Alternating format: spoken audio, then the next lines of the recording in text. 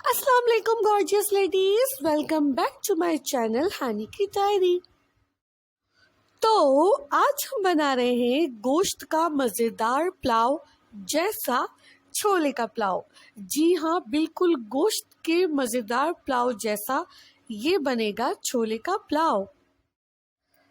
लेकिन उसके लिए आपको इस रेसिपी को फॉलो करना होगा और ये मेरा दावा है कि अगर आपने इस रेसिपी से छोले का पुलाव बनाया तो आप खुद कहने पर मजबूर हो जाएंगे कि क्या छोले का पुलाव भी इतना मज़ेदार बन सकता है। जी हाँ, बन सकता है, मगर आजमाइश शर्त है। तो जब बजट हो कम और आपको बनाना हो बहुत ही मज़ेदार सा पुलाव तो कोई मसला नहीं है, आप छोले डालकर इस रेसिपी के ज़रिए मज़ेदार पुलाव रेडी कर सकते हैं। लेकिन उसके लिए आपको वीडियो को एंड तक देखना होगा एंड मेक श्योर कि कोई भी पार्ट आपसे मिस ना हो। तो चलिए स्टार्ट करते हैं इस मज़ेदार पुलाव को बनाना, मगर उससे पहले आपसे एक छोटी सी रिक्वेस्ट है और वो ये है कि सब्सक्राइब करिए हानी की डायरी को और प्रेस करिए बेल आइकन को ताकि आने वाली नई वीडियोस आपको सबसे पहले मिले और आपसे कोई भी वीडियो मिस ना हो। तो जी हाँ, वो ये थी छोटी सी रिक्वेस्ट। तो चलिए सबसे पहले इंग्रेडिएंट्स नोट कर लेते हैं छोले के पुलाव में क्या क्या डलेगा। तो यहाँ पर मैंने 1 किलो चावल लिए हैं, बिरयानी या पुलाव वाले अच्छे वाले, जिनको मैंने वॉश करके आधे घंटे के लिए भिगोने के लिए रख दिया था। आप जो भी चावल बिरयानी या पुलाव के लिए यूज़ करते हैं आप वो यूज़ कर लीजिए। साथ ही यहाँ पर तेल लेंगे 1 से 1.5 कप। सरसों का तेल है, आप कोई सा भी तेल इस्तेमाल कर सकते हैं जी। तो उसके बाद हमें लेने हैं छोले। ये पहले से उबले हुए बॉइल्ड छोले हैं जो मैंने लिए हैं 3 कप यानी कि 750 ग्राम। आधा कप मैंने ली है हरी मिर्च की पेस्ट यानी आधा कप हरी मिर्चों को पीस लिया। यहाँ पर 1 पाव टमाटर है जिनको मैंने चॉप कर लिया है। अदरक लहसुन का पेस्ट लेंगे जनाब 2 टेबल स्पून। नमक लेंगे 2 टेबल स्पून और ये है काली मिर्च पिसी हुई 1/4 टीस्पून और ये कुटी हुई लाल मिर्च है 1 टेबल स्पून। यहाँ हम लेंगे अजीना मोतो यानी कि चाइनीज सॉल्ट, लेकिन अगर आप इसको नहीं पसंद करते तो कोई मसला नहीं है, इसकी जगह चिकन पाउडर यूज़ कर लीजिएगा। फिर यहाँ पर बघार के लिए एक मीडियम साइज की प्याज ली थी जिसको मैंने बारीक बारीक कट कर लिया है। इसके बाद यहाँ पे साबुत धनिया और सौंफ 1 टेबल स्पून साबुत धनिया 1 टेबल स्पून सौंफ थी जिसको मैंने मोटा मोटा कूट लिया है, ये आप देख सकते हैं। उसके बाद मैंने यहाँ पर फ्राइड अनियन यानी तली हुई प्याज ली थी पहले से, जिसको मैंने पीस लिया है। ये मार्केट में आसानी से मिल जाती है, वरना आप फ्राई करके यूज़ कर लें। दही लेना है हमको 1 पाव और यहाँ पर मैंने इमली का पल्प लेना है आधा कप। इमली मैंने भिगो के रख ली है, इसका पल्प यानी गूदा यूज़ करेंगे। साबुत गरम मसाले में जनाब देख लीजिए, छोटी इलायची ली है 4 से 5, 3 बड़ी इलायची ली है, 2 बादियान के फूल लिए हैं, 2 दालचीनी के टुकड़े लिए हैं, 10 लौंगे ली है मैंने, 1 लुढ़क गई और 1 टेबल स्पून जीरा लिया है। आई होप कि सारी चीज़ें आपने नोट डाउन कर ली होंगी। तो चलिए कुकिंग प्रोसेस की तरफ चलते हैं। तो यहाँ पे सबसे पहले मैंने तेल को अच्छी तरह से गरम कर लिया क्योंकि सरसों के तेल में थोड़ी स्मेल होती है। उसके बाद हमने लगा दिया प्याज का तड़का, इसको हम करेंगे गोल्डन ब्राउन।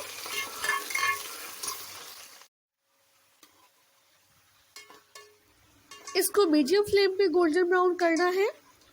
तो देखिए कितनी अच्छी सी ये ब्राउन होने लगी है। तो अब हम इसके अंदर शामिल कर देंगे साबुत गरम मसाला और जीरा। इसको 1 मिनट के लिए फ्राई करेंगे प्याज के साथ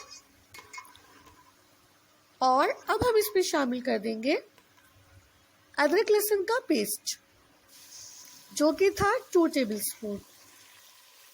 इसको भी 1 से 2 मिनट फ्राई करेंगे ताकि अदरक लहसुन का कच्चापन और स्मेल दूर हो जाए। और जब अदरक लहसुन का पेस्ट भुन जाएगा, ब्राउन हो जाएगा, तो शामिल कर देंगे टमाटर। तो टमाटरों को 1 से 2 मिनट के लिए फ्राई करेंगे ताकि ये थोड़े से सॉफ्ट हो जाए। और जब ये थोड़े से सॉफ्ट हो जाएंगे तो हम इसमें शामिल कर देंगे हमारे स्पाइसेस, यानी कि नमक और कुटी हुई लाल मिर्च। बस, क्योंकि जो काली पिसी हुई लाल मिर्च थी वो हम एंड में शामिल करेंगे। तो मैंने यहाँ पर जो दही था उसको फेंट लिया है और अब मैं इसमें शामिल कर दूंगी ये तली हुई प्याज, जिसको मैंने थोड़ा सा पीस लिया और मिक्स कर लिया दही में। और अब वो मैं इसके अंदर इन मसालों में शामिल कर दूंगी और साथ ही मैं इसमें शामिल कर दूंगी पिसी हुई हरी मिर्चें और सौंफ और धनिया। देखिए, पिसी हुई हरी मिर्चें और सौंफ और धनिया और अजीनामोटो भी मैंने साथ ही शामिल कर दिया। आप अजीनामोटो नहीं डालना चाहते तो आप चिकन पाउडर भी डाल सकते हैं, नो प्रॉब्लम, एक ही जैसा टेस्ट होता है दोनों का। तो ये मसाले डालने के बाद हमें 5 मिनट फ्राई करना है ताकि जो दही का पानी है वो थोड़ा खुश्क हो और ऑयल सेपरेट हो जाए। तो जब मसाले अच्छी तरह भुन गए तो मैंने इसमें शामिल कर दिए छोले। छोले डालने के बाद सिर्फ 1 से 2 मिनट के लिए फ्राई करेंगे। यहाँ पर जो चावल मैंने भिगोए थे उनका पानी मैंने निकाल दिया है और यहाँ पर देखें 1 से 2 मिनट छोलों के साथ फ्राई किया मसाले को और कितना अच्छा टेक्सचर आया है मसाले का। तो बस अब हम इसके अंदर 2.5 से 3 गिलास पानी शामिल कर देंगे, या फिर आप अपनी ज़रूरत के मुताबिक शामिल कर लीजिए, क्योंकि हर किसी के चावलों का जो टेक्सचर होता है वो अलग होता है।